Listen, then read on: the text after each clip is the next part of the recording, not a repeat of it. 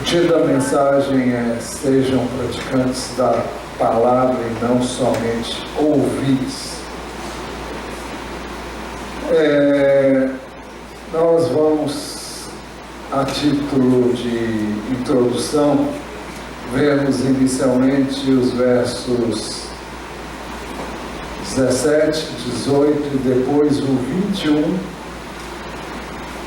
E depois nós vamos parar nos versos 22 a 25 e examinar esse texto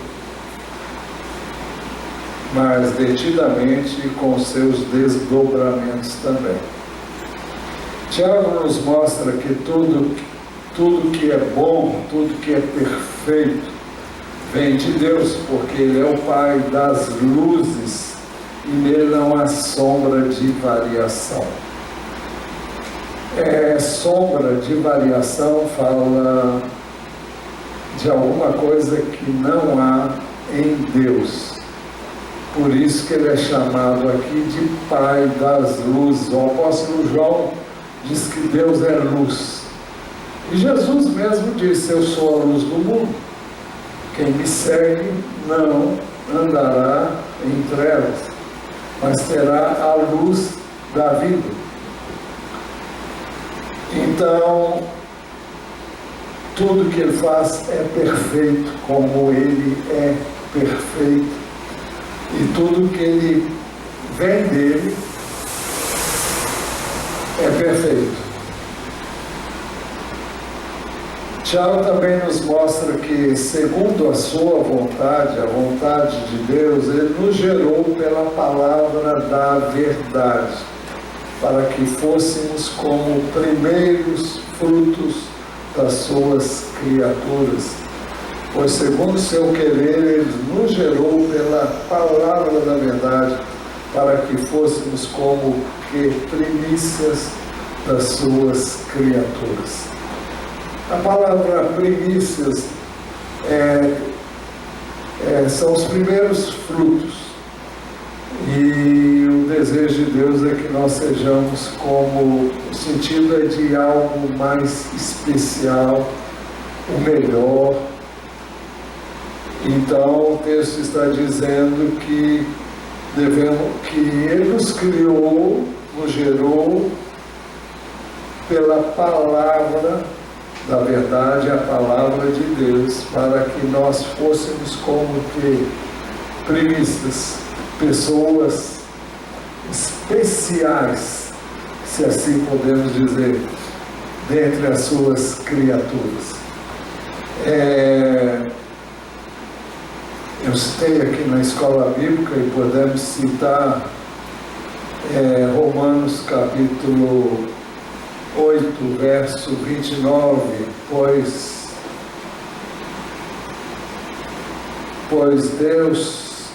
aqueles que Deus de antemão conheceu também os predestinou para serem conformes à imagem de seu Filho, a fim de que ele seja o primogênito entre muitos irmãos.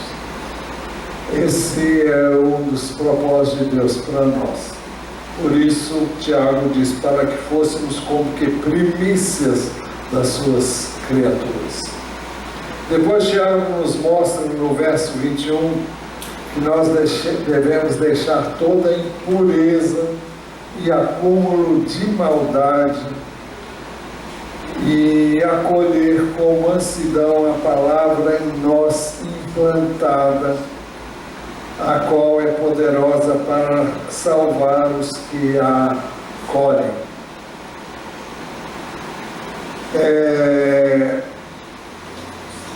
Nós devemos deixar tudo aquilo que caracteriza a nossa vida anterior, na linguagem do apóstolo Paulo, a nossa velha natureza, o nosso velho homem, e deixar que essa palavra seja, acolher com mansidão essa palavra que recebemos, que foi implantada em nós, porque ela é poderosa para nos salvar.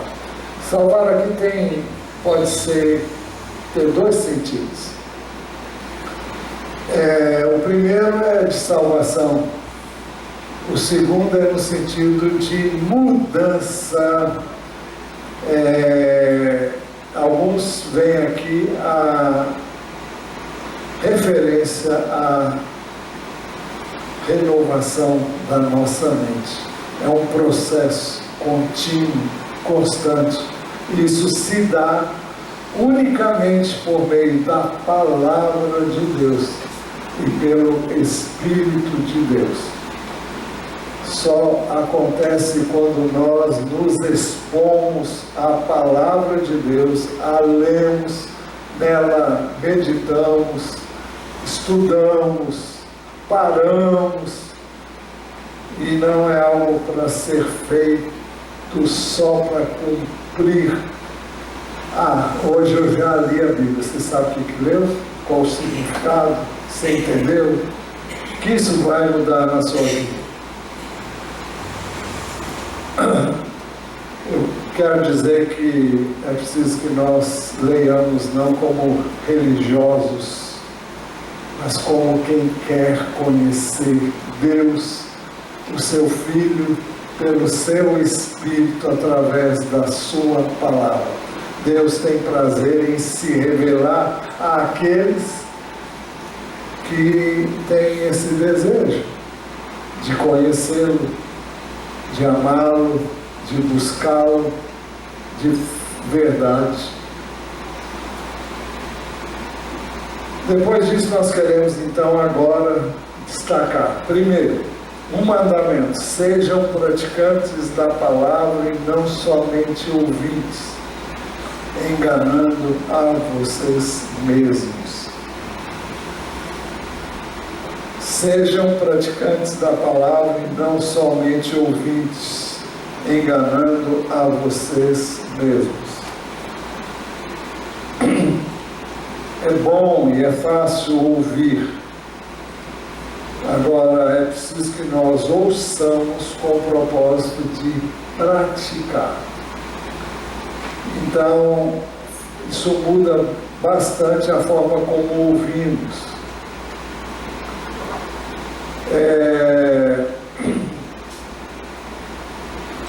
Estou me lembrando aqui, travou. Estou me lembrando da colocação de Jesus, que nós encontramos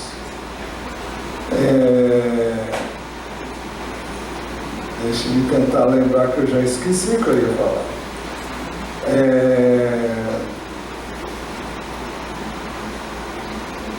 E agora? Já foi. Lembrei. Mateus, capítulo 13.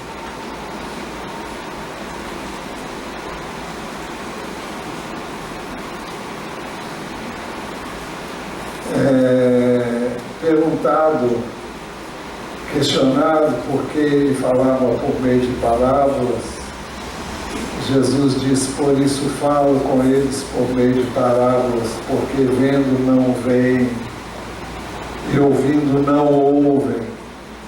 Ou seja, ele tornava o seu ensino um pouco mais complexo e mais difícil, e para que eles não ouvissem nem entendessem. Parece estranho, mas ele disse: assim neles se cumpre a profecia de Isaías: ouvindo vocês ouvirão e de modo nenhum entenderão, vendo vocês verão e de modo nenhum perceberão. Agora, por quê? Porque as pessoas que ouvem muitas vezes não estão a fim de mudar a vida, não querem ser mudados, querem continuar na mesma vidinha de sempre. Para que haja mudança é necessário que você queira entender, e entender para praticar. Isso vai implicar em mudança de mente, de atitude, de procedimento. O pecado tem que ser deixado, os maus hábitos têm que ser abandonados. Muda a sua vida em todos os aspectos.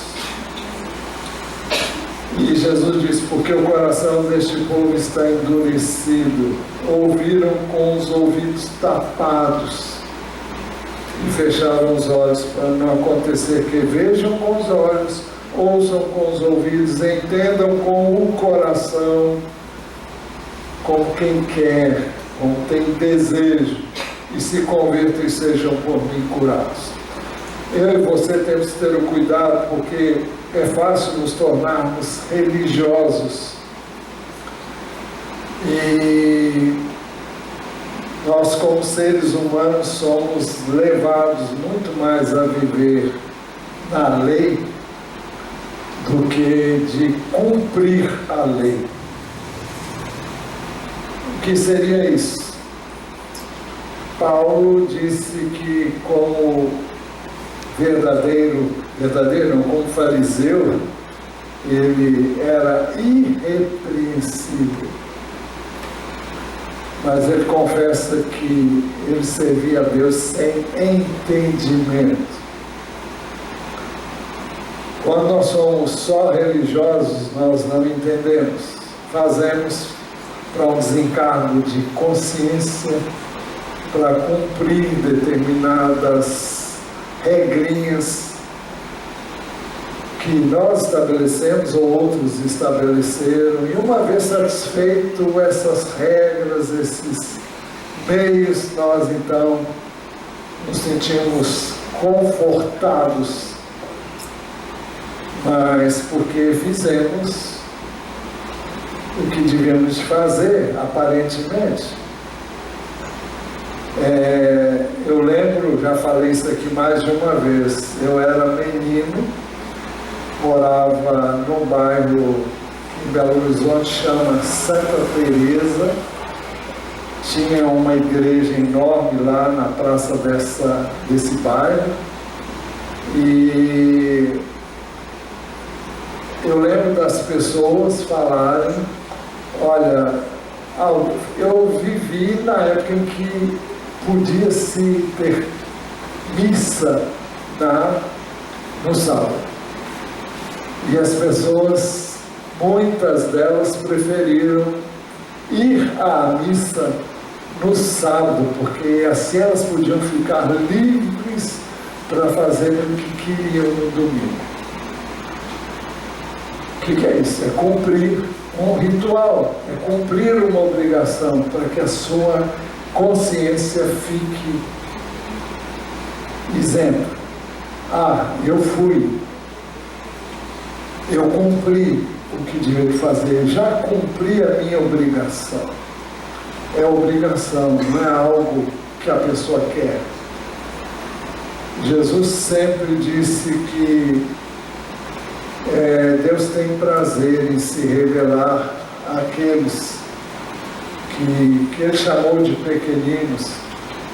Deus oculta determinadas coisas de pessoas grandes que acham que sabem tudo, e revela-se a pessoas mais humildes no sentido de reconhecerem que não sabem nada se não receberem esse entendimento de Deus. A esses que buscam e querem entender, Deus se revela. Então, sejam praticantes da palavra e não somente ouvintes, enganando a vocês mesmos. Esse mandamento percorre a epístola de Tiago, toda ela é um modo de dizer, né? Eu estava lendo esse texto nessa semana, o livro de Tiago. Se você segue o manual da Bíblia, é o verdinho, você terá feito isso essa semana. E Deus me falou de uma maneira muito especial, e eu senti que era para trazer essa mensagem a vocês. Então, inicialmente nós queremos destacar aqui na Epístola de Tiago, a analogia entre fé e obras.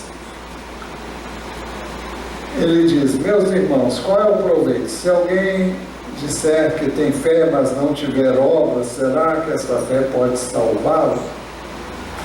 Se um irmão ou uma irmã estiverem com falta de roupa e necessitando do alimento diário, e um de vocês disser, vão em paz, tratem de se aquecer e de se alimentar bem, mas não lhes dão o necessário para o corpo, qual é o proveito disso? Assim também a fé, se não tiver obras, por si só está morta. Mas alguém dirá, você tem fé, eu tenho obras, mostre-me a sua fé sem as obras, e eu com as obras lhe mostrarei a minha fé. Você crê que Deus é um só? Faz muito bem, até os demônios creem e tremem. Seu tolo, você quer ter certeza de que a fé sem as obras é inútil? Por acaso não foi pelas obras que Abraão, nosso pai, foi justificado quando ofereceu seu filho Isaque sobre o altar?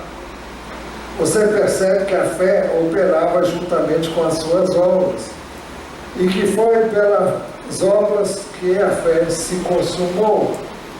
E se cumpriu a escritura que diz, Abraão creu em Deus, isso lhe foi imputado como justiça, para a justiça. E ele foi chamado amigo de Deus. Assim vocês percebem que uma pessoa é justificada pelas obras e não somente pela fé. De igual modo, será que não foi também pelas obras que a prostituta Raabe foi justificada quando acolheu os emissários e os fez partir por outro caminho? Portanto, assim como o corpo sem espírito é morto, assim também a fé sem obras é morta. O que Tiago quis dizer por fé, por obras? Obra é fazer o bem, sim, é você ser coerente com o que você crê, é você praticar aquilo que é ensinado nas Escrituras. A fé requer que alguém ouça e creia na palavra de Deus. As obras são um aspecto prático da fé que você depositou em Deus e na sua palavra. Efésios 2, 8 a 10. Porque pela graça vocês são salvos mediante a fé. Isso não vem de vocês, é dom de Deus, não vem de obras, para que ninguém se glorie. Pois somos feitura dele, criados em Cristo Jesus para boas obras, as quais Deus de antemão preparou para que andássemos nelas.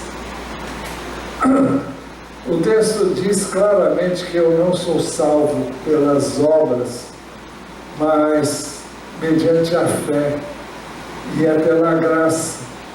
Mas o que caracteriza uma vida do salvo é realmente a prática de boas obras.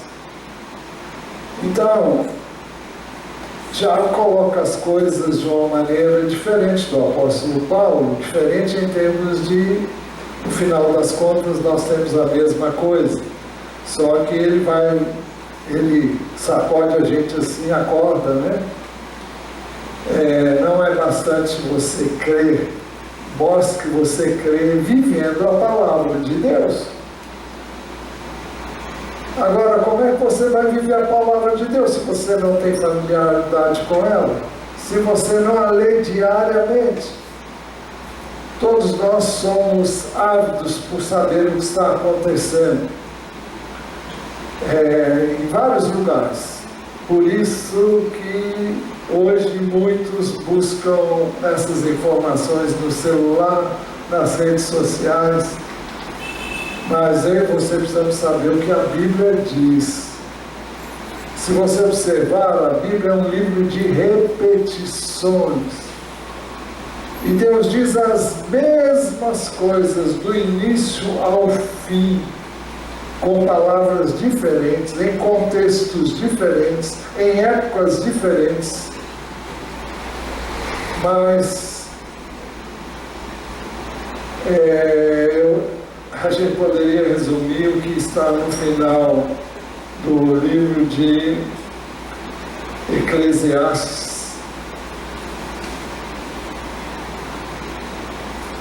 onde é dito assim, verso 13 e 14.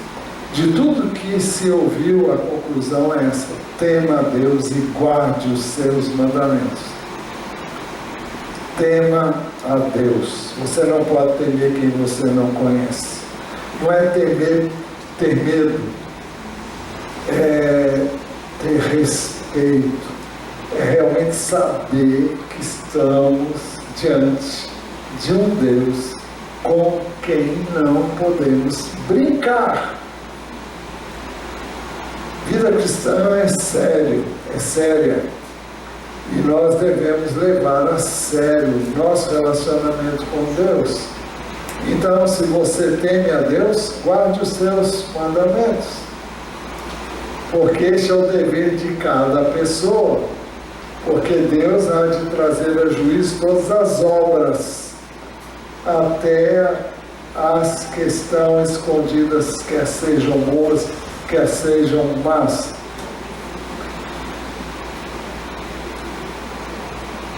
Eu e você não somos perfeitos, não seremos jamais aqui na terra, mas nós devemos buscar exatamente por isso o Senhor dia após dia, em oração, lendo a Bíblia, para que nós possamos trazer à memória os ensinos dele e aplicá-los no nosso dia a dia.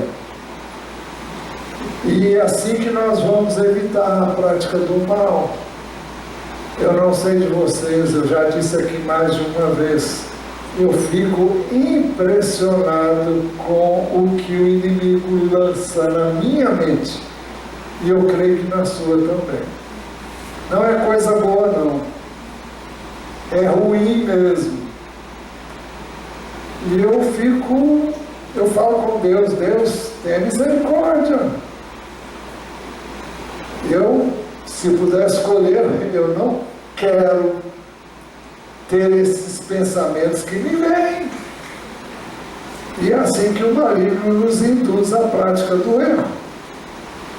O tempo todo ele trabalha com isso, coloca coisas loucas na minha mente e na sua. Eu tenho certeza que você não é diferente de mim. Eu sou igual a você, você é igual a mim nesse aspecto.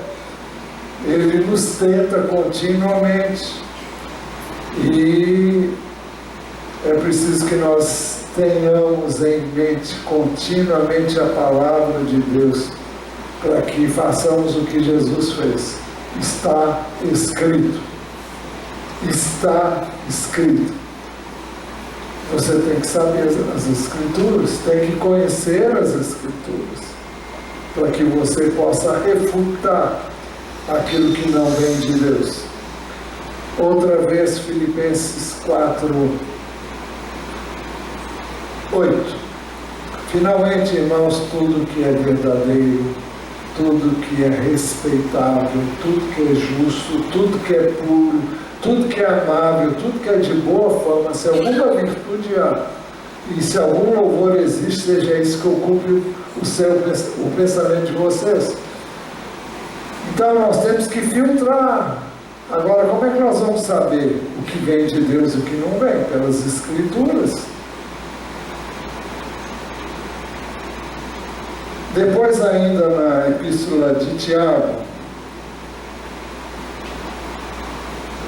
nós temos uma analogia entre a bênção e a maldição. Tiago 3, 10 e 12. De uma só boca procede bênção e maldição. Meus irmãos, isso não deveria ser assim. Por acaso pode a fonte jorrar do mesmo lugar água doce e água amarga? Meus irmãos, será que a figueira pode produzir azeitonas e a videira figos? Assim também uma fonte de água salgada não pode dar água doce. Então, não é coerente que nós venhamos a dar frutos, a mostrar, a viver uma coisa diferente daquilo para que o Senhor nos salvou. Ele nos salvou para andarmos com Ele. Dize-me com quem andas e eu te direi quem és. Mas isso requer comunhão diária, requer tempo para estar com Ele, para ouvir a voz dEle, tanto do Espírito como na palavra, mas a palavra que você ouvir no seu íntimo tem que ter base bíblica. E se você não conhecer a palavra, mesmo que Ele fale com você, você vai ficar em dúvida, foi Deus que falou ou é coisa da minha mente? Isso não é algo que você aprenda assim, ó. Eu não posso te dar uma receita, ainda que possa te dar uma receita, eu não vou fazer isso agora. Mas não, é algo que requer um relacionamento, que você sabe que é Ele que está falando, porque conhece a palavra e porque você sabe que é Ele.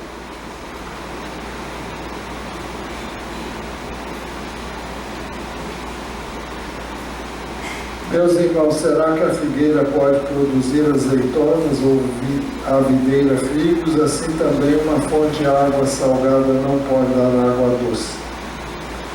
O que é que sai da minha boca? O que é que sai da sua boca? É bênção ou maldição? De uma mesma fonte não pode jorrar água doce e salgada. Jesus nos ensinou que vocês devem estar cansados de saber. A boca fala do que está cheio o coração. Jesus disse em Mateus 12, 34, raça de víboras, como vocês podem falar coisas boas sendo maus? Porque a boca fala do que está cheio o coração. Jesus está falando de pessoas não salvas, pessoas não regeneradas. A natureza humana é perversa e má, mas nós temos a experiência do novo nascimento e Ele coloca em nosso coração o que é dele e nos ensina a buscá-lo e a viver a sua palavra. Continuando na epístola de Tiago, nós temos outra analogia entre a sabedoria que desce do alto e a sabedoria terrena, animal e demoníaca.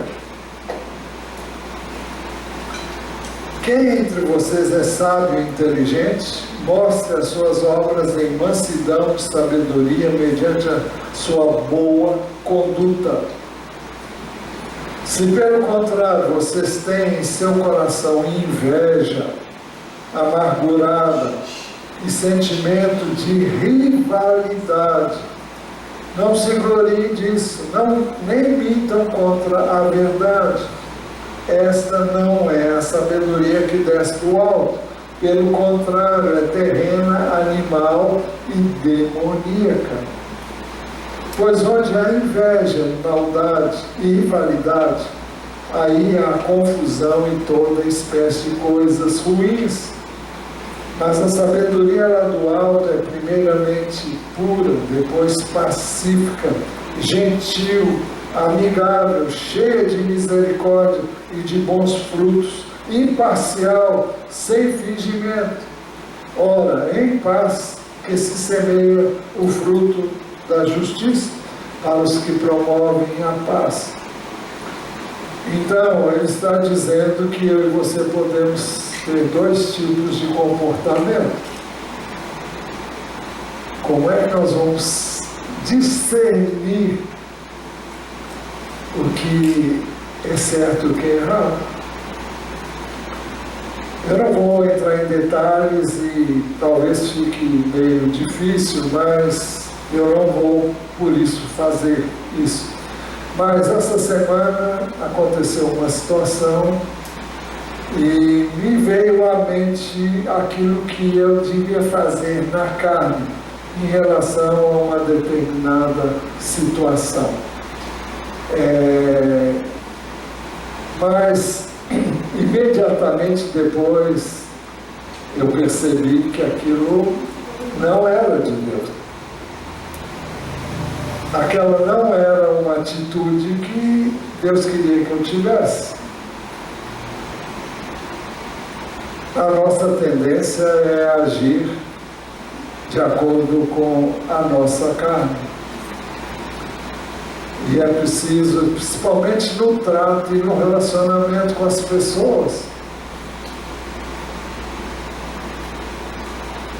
Então é preciso que nós estejamos lendo diariamente o que é que Deus quer de mim e de você. Jesus ensinou que a árvore é conhecida por seus frutos. Torne a árvore boa e o seu fruto será bom. Ou torne a árvore má e o seu fruto será mau. Porque pelo fruto se conhece a árvore. Raça de víboras, como vocês podem falar coisas boas sendo maus? Porque a boca falando que está cheio o coração. Então, o fruto que sai da nossa vida, que é manifestado em nossa vida, deve ser um fruto que realmente recomende Deus, o seu Filho, o seu Espírito. Por isso que o fruto do Espírito, na epístola do apóstolo Paulo aos Gálatas, nós temos também ali uma analogia entre as obras, o fruto do Espírito e aquilo que são obras da carne. E ele disse, antes de falar isso, que existe uma luta que busca nos levar a agir na carne, porque a carne é oposta ao Espírito e o Espírito é oposto àquilo que a carne quer. Porque desde que nós tenhamos nascido de novo. Mas, continuando, ele faz uma analogia também entre a amizade do mundo e a amizade de Deus. Ele diz assim: gente infiel, vocês não sabem que a amizade do mundo é inimizade contra Deus? Aquele, pois, que quiser ser amigo do mundo, se torna inimigo de Deus.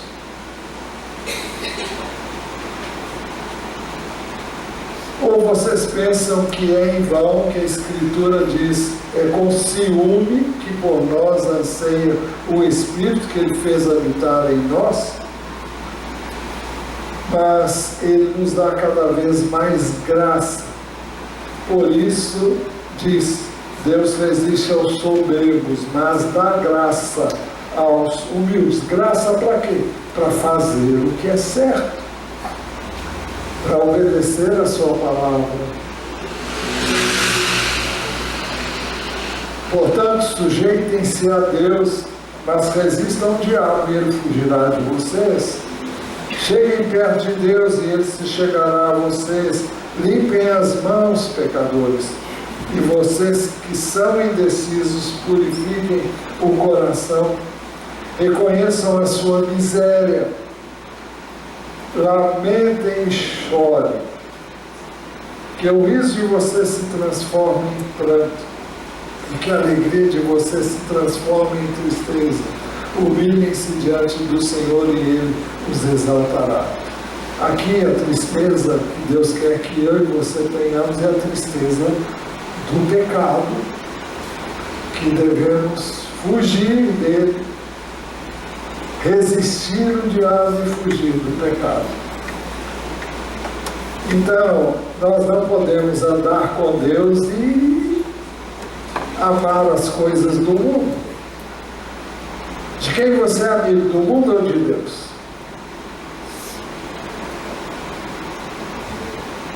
1 de João 2, 15 a 17 diz: não amem o mundo nem as coisas que há no mundo. Se alguém amar o mundo, o amor do Pai não está nele.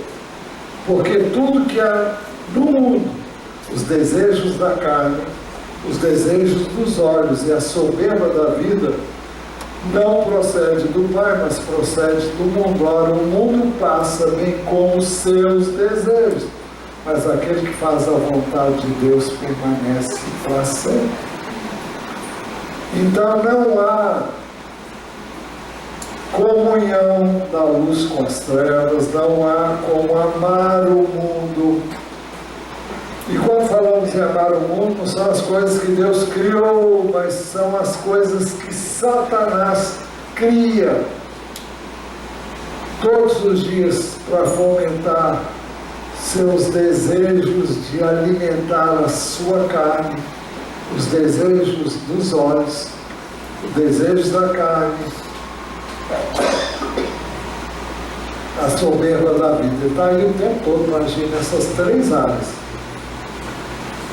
E é preciso que nós discernamos isso através das Escrituras.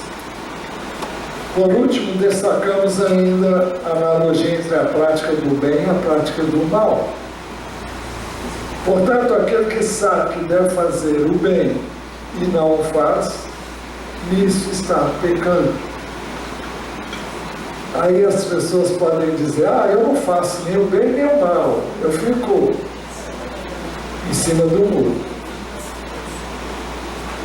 Essa posição aí vai nos levar para o inferno, se nós andarmos em cima do muro. É o pecado da omissão, é o pecado da indiferença, é o pecado da frieza, é a neutralidade com relação àquilo que eu e você temos que nos posicionar. Não para ferir pessoas, não para atacar pessoas, mas eu tenho que mostrar e falar com sabedoria que só Deus pode dar, e para isso eu preciso orar e pedir a Ele que me ajude, mas eu tenho que me posicionar. Isso eu não posso fazer. Com isso eu não tenho condição, eu não tenho condição de proceder dessa maneira. Minha consciência para com Deus não permite isso. Ponto. O pecado é ficar realmente em cima do muro. É o pecado da indefinição, é o pecado da mornidão. Jesus diz, porque você não é frio nem quente, estou a ponto de vomitar-te da minha boca. Ficar no meio do caminho, não existe essa opção. Existe a opção de você tomar uma posição do lado do Senhor ou do lado do mundo, do lado de Deus ou da sua carne, do Espírito ou da sua carne. Tiago 1,17, toda boa dádiva, todo dom perfeito vem lá do alto, descendo do Pai das luzes, em quem não pode existir variação ou sombra de mudança. Deus não muda. Deus muda quando, numa situação de pecado, nós mudamos, Ele muda. Ele muda em relação a mim, em relação a você. Quando eu me arrependo, quando eu mudo de atitude, Ele muda. Muda por quê? Ele não pode apoiar a mim e a você no pecado. Então ele tem que ser aquilo que ele é, luz. E nele não há treva nenhuma. Ele vai mudar para comigo quando eu me dispor a mudar com relação ao que Ele quer que eu mude e que eu preciso mudar, porque é pecado.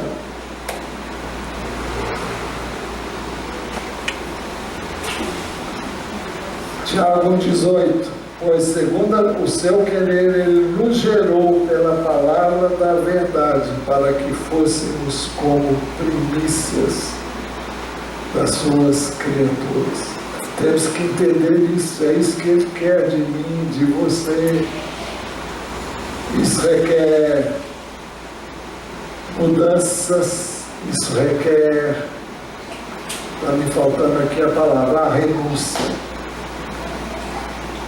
Por isso que Jesus disse: se alguém quer vir após mim, negue-se a si mesmo, dia a dia, tome a sua cruz e siga-me.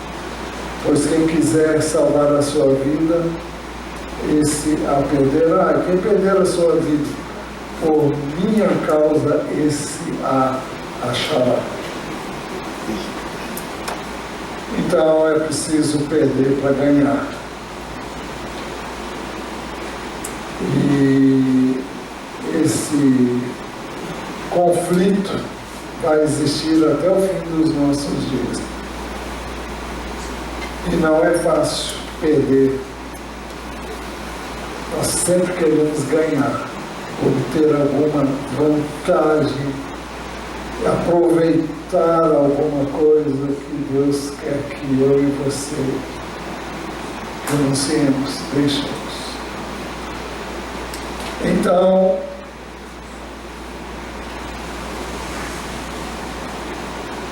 já vimos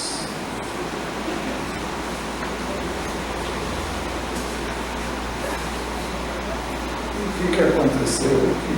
Peraí.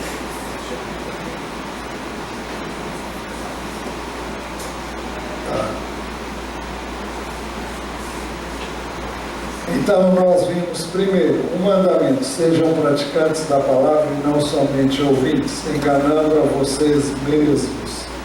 Logo a seguir, o segundo, uma advertência, porque se alguém é ouvinte da palavra e não praticante, assemelha-se àquele que contempla o seu rosto natural num espelho, pois contempla a si mesmo, se retira e logo esquece como era a sua aparência.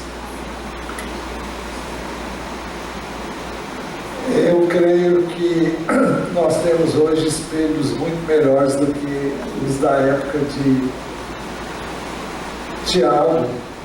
Normalmente os espelhos eram de bronze polido. E hoje nós vemos com maior nitidez.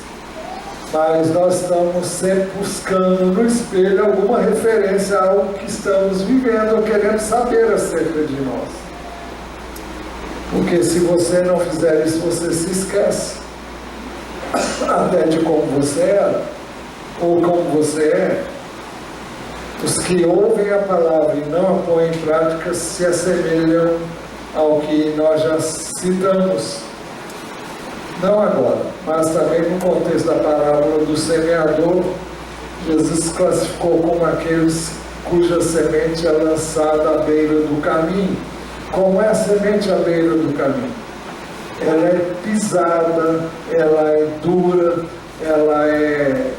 a semente bate ali e ela não encontra espaço para germinar. A todos que ouvem a palavra do reino e não a compreendem, Mateus 18 e 19. 18. Ouçam, portanto, o que significa a palavra do semeador. A todos que ouvem a palavra do reino e não a compreendem, vem o maligno e arrebata o que lhes foi semeado no coração. Este é o que foi semeado à beira do caminho. Jesus também falou dos que o honravam com os lábios, mas seus corações estavam longe dele. Vejam o que diz Marcos 7.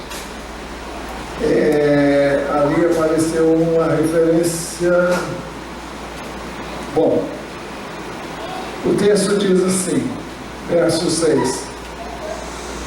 Jesus respondeu: bem profetizou Isaías a respeito de vocês, hipócritas, como está escrito: este povo me busca com os lábios, mas o seu coração está longe de mim. Em vão me adoram, ensinando doutrinas que são preceitos de homens humanos. Rejeitando o mandamento de Deus, vocês guardam a tradição humana. E disse-lhes ainda: vocês sempre encontram uma maneira de rejeitar o mandamento de Deus para guardarem a própria tradição. É quando nós colocamos os nossos conceitos, a nossa tradição, no lugar do mandamento. E a tradição, os costumes, aquilo que o homem criou, não pode sobrepor-se àquilo que Deus diz que eu e você devemos fazer. E nós entramos outra vez na questão da religiosidade.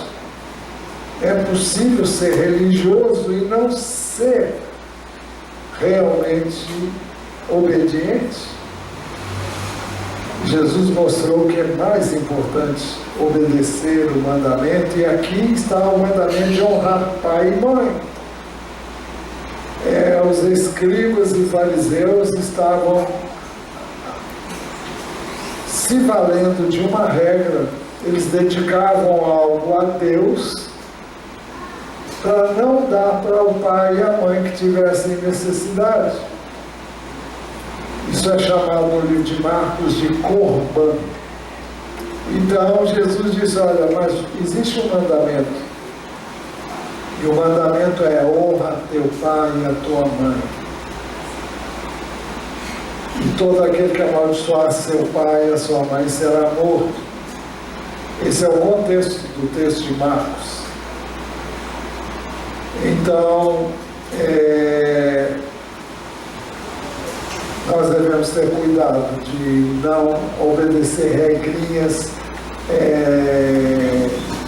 heranças que recebemos de quem quer que seja. Se aquilo contraria a palavra de Deus, tem que prevalecer a palavra. Terceiro, um incentivo a perseverarmos na prática da palavra de Deus, mas aquele que atenta bem para a lei perfeita, a lei da liberdade, e nela persevera, não sendo ouvinte que logo se esquece, mas operoso praticante, esse será bem aventurado no que realizar. Mas aquele que atenta bem para a lei perfeita, Salmo 19, verso 7, diz assim: a lei do Senhor é perfeita e restaura a alma. Ele chama também de lei da liberdade. O que é a lei da liberdade? A lei da liberdade é a que nós encontramos em Jesus, que não apenas diz o que eu e você devemos fazer, mas nos capacita a viver isso. Isso é descrito muito pormenorizadamente em Romanos capítulo 7, principalmente nos 6 primeiros versos. Então, para que eu pudesse ficar livre da lei como letra, eu morri como? Através do corpo de Cristo. E eu ressuscitei através de Jesus Cristo, para poder me unir a Cristo. E quando eu me uno a Cristo, eu não estou debaixo da lei no sentido legalista, mas Ele me capacita a cumprir a lei, não por força da lei, mas pelo Espírito que Ele nos deu, não por força nem por violência, já dizia o profeta, mas pelo meu Espírito, diz o Senhor. Então, a verdadeira liberdade consiste em você escolher o certo e fazer o certo, não por força de uma obrigação, mas como resultado da ação do Espírito de Deus na vida daquele que se entrega ao Senhor. O pecado escraviza, aprisiona, controla, domina quem o pratica. A verdadeira liberdade consiste em ser livre para escolher o que é certo. João 15:4. Permaneçam em mim, eu permanecerei em vocês. Como o ramo não pode produzir frutos de si mesmo se não permanecer na videira, assim vocês não podem dar frutos se não permanecerem em mim.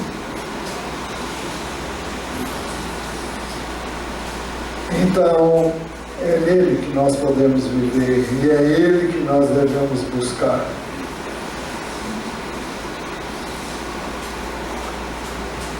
O texto ainda de Tiago, já estou terminando. Mas aquele que atenta bem para a lei perfeita, a lei da liberdade, e nela persevera, não sendo ouvinte que logo esquece, só será possível não se esquecer da palavra de Deus se você a priorizar na sua vida. Porque Deus está aí para te lembrar todos os dias daquilo que Ele disse. Isso requer tempo, isso requer fé. Nós temos aqui uma promessa. Mas aquele que atenta bem para a lei perfeita, a lei da liberdade, e nela persevera, não sendo ouvinte que logo esquece, mas operoso praticante, esse será bem-aventurado do que realizar. E Josué nos dizia já, Josué 1:8, não cesse de falar deste livro da lei, antes medita nele dia e noite, para que você tenha o cuidado de fazer segundo a tudo quanto nele está escrito. Então, você fará prosperar o seu caminho e será bem sucedido. E o Salmo 1 fala daquele que tem prazer na lei do Senhor e na sua lei medita de dia e de noite, pois ele será como árvore plantada junto a um ribeiro de água, a ribeiros de águas, aqui de junto a uma corrente de águas, que no devido tempo dá o seu fruto, e cuja folhagem não murche, tudo quanto faz será bem sucedido.